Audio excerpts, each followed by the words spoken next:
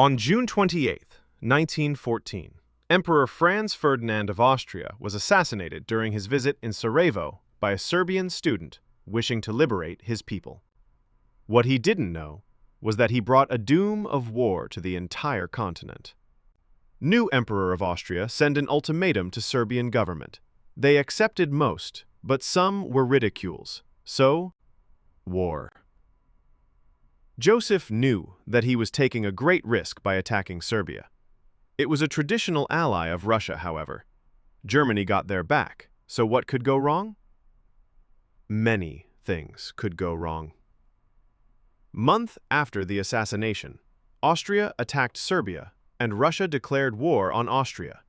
Germany got their back and declared war on Russia, and every ambitious Wilhelm II declared war on France, which was in alliance with Russia against Germany. Britain was more hesitant to answer the calls from their allies. But German invasion of Belgium convinced the parliament to declare war. War in the West would prove to be the most disastrous for the Entente, as Kaiser got the weapon that they could only dream of. German army defeated the Belgian one quickly and turned their attention to Paris. The French wouldn't, however, stand by and wait for the German units to enter their capital for the third time in the century, and together with their British allies attacked German positions on the River Marne. What they didn't know was that the days of their resistance to advancing Germans were counted. There are many what-ifs in history. What if Rome survived?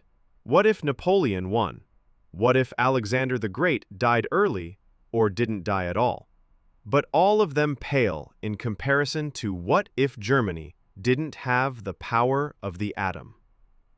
On the 16th of September, 1914, Germany detonated a nuclear bomb on French positions in Remy.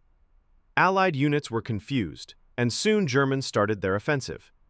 French lines collapsed, and they retreated slowly, only to stop at the gates of Paris.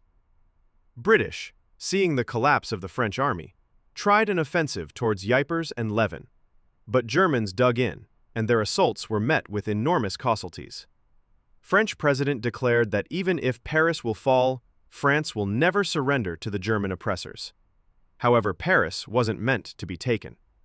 Paris meant to be destroyed. On August 5, 1914, several German planes and one airship flew over Paris.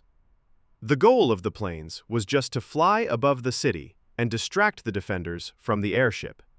On the airship, there was a bomb which was activated manually. Early nuclear warfare was always about sacrifice. In the detonation of the first bomb, entire German company was wiped out, from assaulting bringing the bomb to the French positions and detonating it. In Paris, the pilot had to flew as close to the ground as he could, and men in the back would detonate the bomb. This is precisely what happened. Explosion had taken down Louvre, the Eiffel Tower, and killed hundreds of thousands of people. French government have evacuated while the Germans are closing in, and hearing the terrifying stories of half-burned, walking, looking for water, mothers holding their dead children in their arms, and tens of thousands dying from an unknown disease, decided to surrender. On August 8th, the telegraph of French surrender reached Berlin and negotiations began. In the Treaty of Potsdam, Wilhelm II had pushed France to its brink. Otto von Bismarck warned Wilhelm that his actions would lead to a dismantling of the German Empire.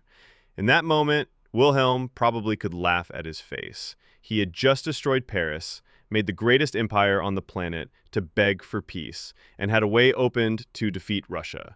But the piece of paper he was just singing would doom Germany and Europe for decades or even centuries ahead.